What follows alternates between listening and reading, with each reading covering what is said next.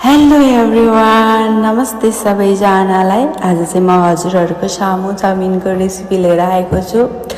चिसो चिसो मौसममा तातो तातो चाउमिन खाऊँ ल। अब हामीले सुरुमा चपिङ गर्छौँ क्याप्सिकम अनि गाजर ओनियन सबै काटकुट गर्छौँ। मैले चाहिँ अहिलेसम्म भोइस ओभर गरेँ के बोल्छु पनि थाहा हुँदैन गाइज, जस्ट फर फन। अनि यता चाहिँ दिदीले बोइल गर्दै हुनुहुन्छ। मेरो काम चाहिँ भिडियो मात्र खिच्ने थियो, एकजना दिदीको काम चाहिँ पकाउने, अर्को दिदीको काम चाहिँ काटकुट पार्ने थियो। मेरो त यता रोटी भिडियो मात्र खिच्ने थियो।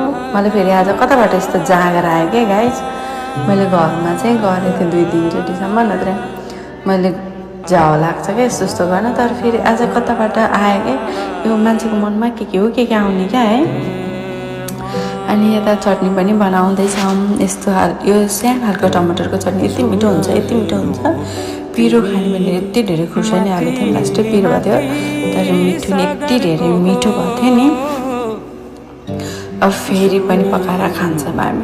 अनि मैले छाम्दै थिएँ क्या भयो कि नै भनेर।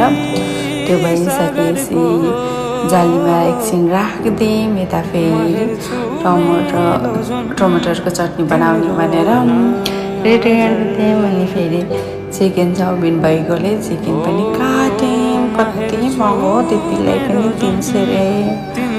खाइसक्नु केही छैन गाइज। अब हामीले त सब रेडी गरिसक्यौँ। यता चिकन पनि फ्राई गऱ्यौँ। चिकन त लास्टसम्म त आधाभन्दा थिएन कि हामीले यत्तिकै खाएर। खाना त फेरि हामी 3जना यस्तै छौँ कि कम्पिटिसनै हुन्छ, खाना यत्तिकै खान्छौँ नि। शरीर पनि त्यस्तै छ, खाना पनि त्यस्तै खान्छौँ। तर के गाइड जापानमा रुममेट यस्तो हुन्छ उस्तो हुन्छ भन्छन् होइन। तर त्यो कुरामा चाहिँ म एकदम ब्लेसिङ छु क्या। म एकदमै धेरै, मेरो जस्तो रुममेटहरू कोही पनि हुनुहुन्न होइन।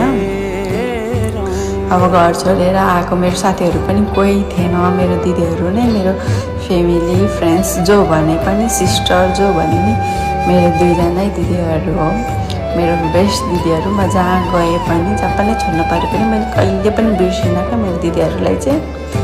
मलाई भगवान्ले अरू जे कुरामा ठग्ने, यो कुरामा चाहिँ एकदमै फुल सपोर्टका साथ मलाई दिदीहरूसँग भेटाइदिनु भयो। त्यसमा धेरै धेरै धन्यवाद।